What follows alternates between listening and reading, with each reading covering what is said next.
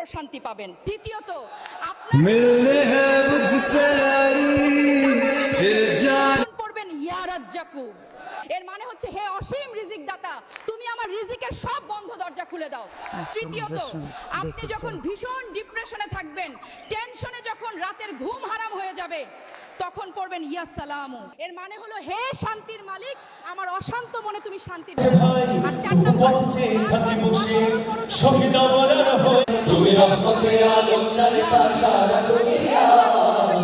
তুমি আমার ফরিয়াদ কবুল করে নাও।